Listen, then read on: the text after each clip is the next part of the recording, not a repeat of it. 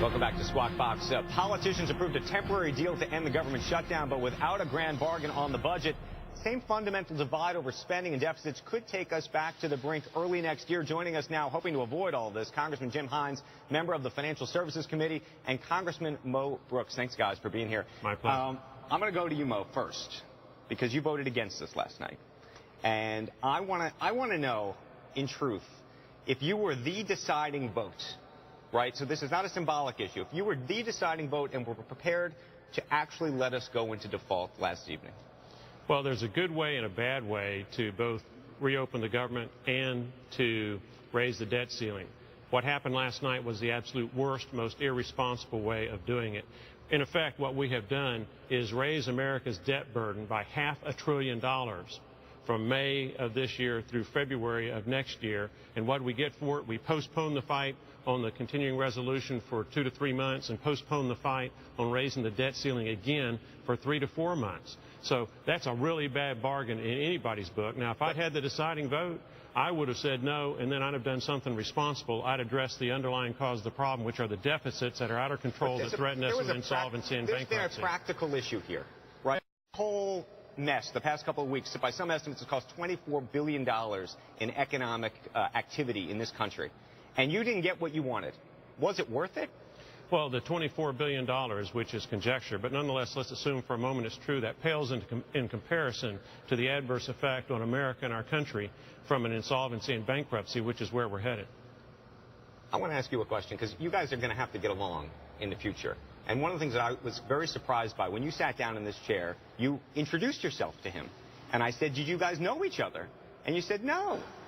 How is this possible? How is it that you guys are ever going to get, how are we going to have both sides get along if people aren't even spending time together? Yeah, no, look, it's a real issue. I mean, there's 435 of us, and we are so busy that we don't have an opportunity to get to know each other as much as we should to talk about these things. I mean, look, if I could have dinner with Mo tonight, I would say, you know, what you said this morning just wasn't true. Voting to raise the debt ceiling in no way increased the United States debt. Now, by the way, if you want to work on a budget that actually determines the rate at which money comes in and the rate at which money goes out, I'm all for that. It is, of course, the Republicans who have refused to go to a budget conference, and so, you know, we'd have those conversations. But look, the fundamental issue here is not that we're not palling around more. That would make this place better. The fundamental issue here is that you've got two fairly different visions for what the federal government should look like. Okay, but so POC's on everybody's house, but then the question becomes, how do we move forward, and how do we avoid being in this exact same place 6 weeks, 8 weeks from now? Well, as friendly as we might be, this place is driven by fairly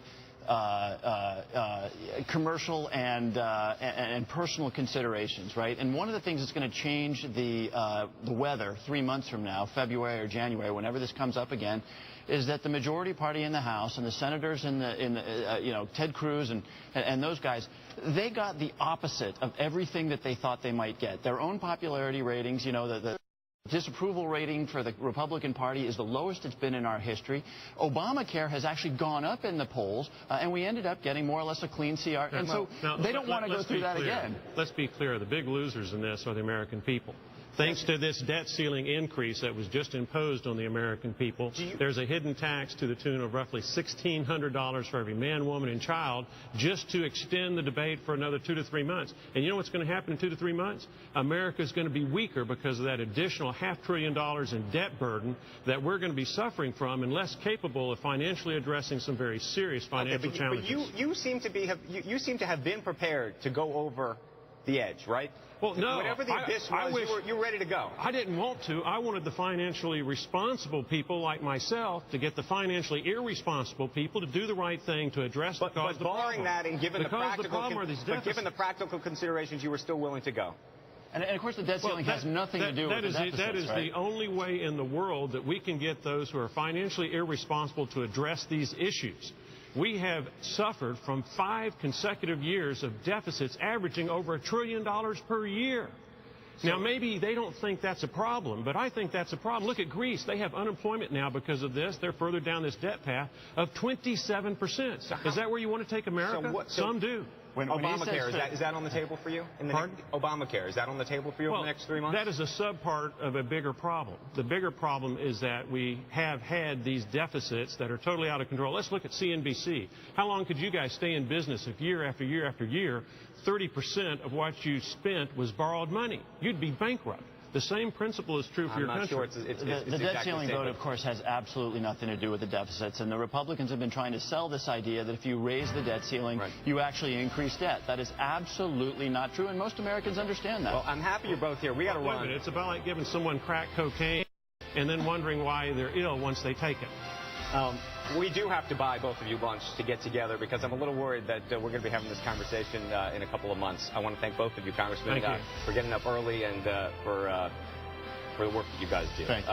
Thank you to both Congressmen.